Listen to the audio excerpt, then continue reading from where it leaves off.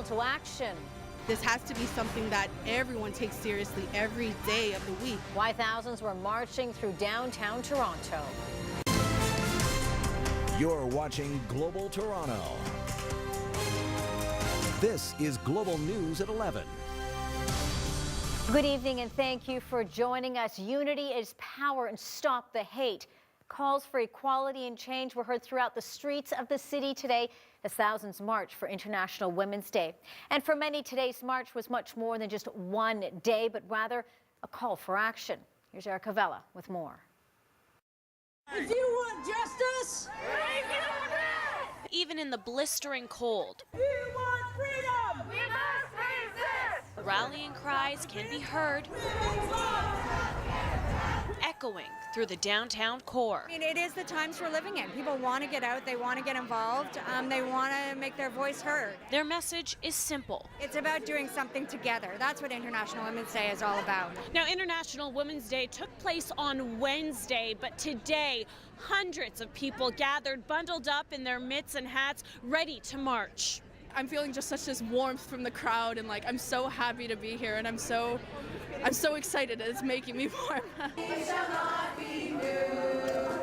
People started gathering early in the day at University of Toronto and marched along some of the city's busiest streets before ending at Ryerson University. It feels fantastic, largely because this movement has been growing. One thing that is really clear is that the movement is diverse, it is young, it is energized, and it's ready to do more work.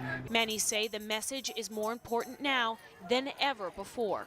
In the wake of Donald Trump and a lot of fear and concern that women have that their rights are going to be set back, it's important for us to come together to say we demand equality today, not tomorrow, but today.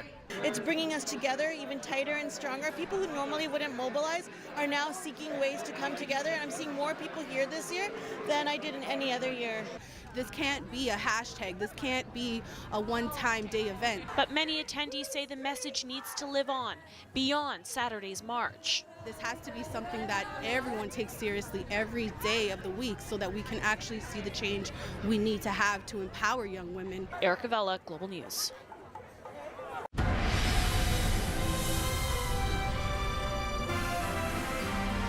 CTV News with Andrea Case and Colin DeMello.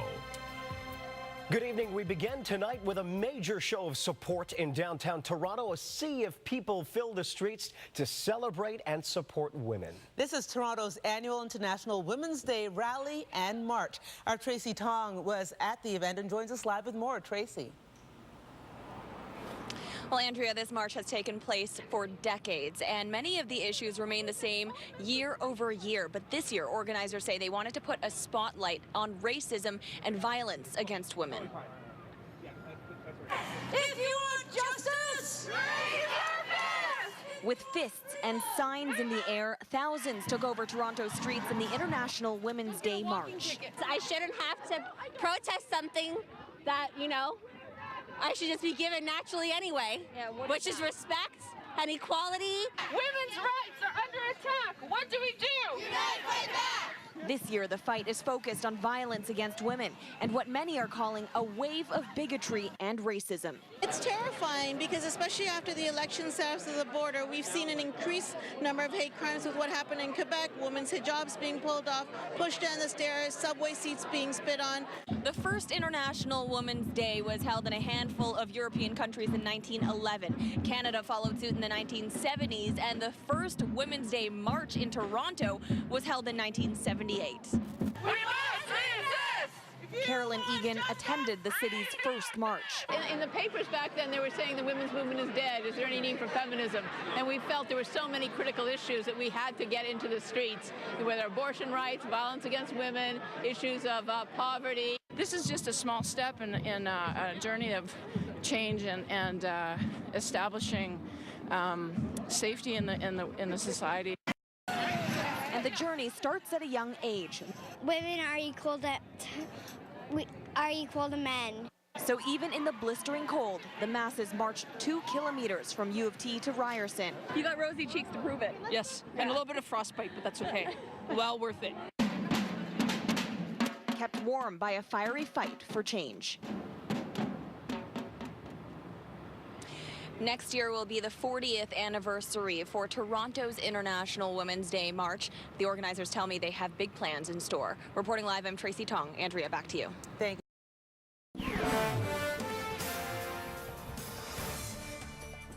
3 days after International Women's Day, united people all around the world, a march in this city is bringing home that message of equality.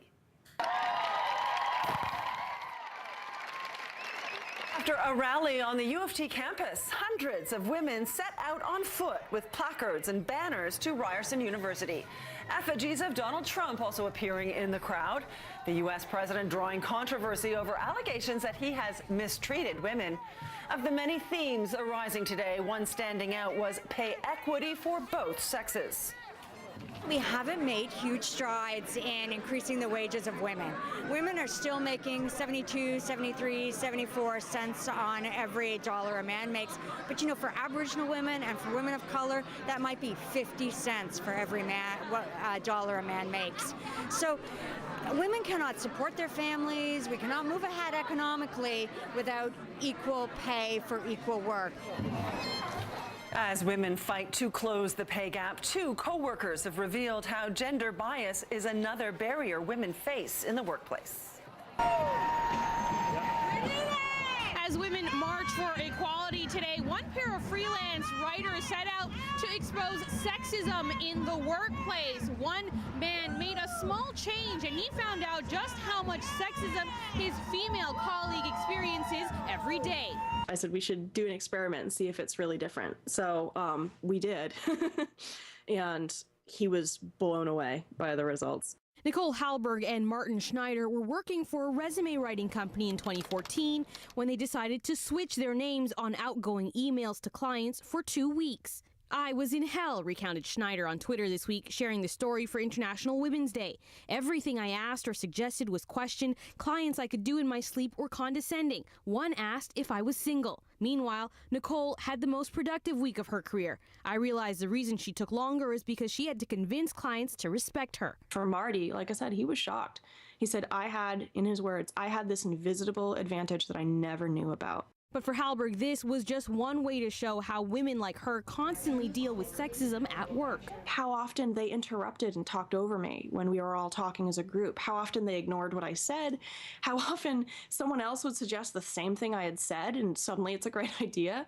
He wasn't cognizant of this. And Hallberg's experience isn't unique. There is still inequality in the workplace, so much so. You do get judged as a woman, as your ability to do something. It's unfortunate, but I just feel like people take men more seriously in the workplace. I don't think I know a woman who hasn't experienced something like this. I really don't. And it's part of what holds us back. It's part of what keeps us from getting promotions, from getting raises, from getting put in hot positions. We're really just set up to fail all the time. And Hallberg says one of the most frustrating parts for women experiencing sexism is being told it's all in their head. Our boss didn't believe us. He immediately dismissed it. You know, even though me and Marty went together and said, this is what we saw. And he goes, no, there's a million reasons that could have been the case. She wants to see more men speak up, pointing to the changes her colleague made. When I made him aware, he started using his voice to say, hey, I think Nicole had a good idea about that. Or, hey, I'm sorry, I think Nicole was saying something. Recognize that your privilege is that you will automatically be listened to, you will automatically be taken seriously. Well, shortly after the experiment, Hallberg quit that job. She now works as a freelancer and says it's one of the only reasons she's been able to share her experience. She says she knows many women can't speak up about sexism at work for fear of losing their jobs. Janelle Amasa, City News.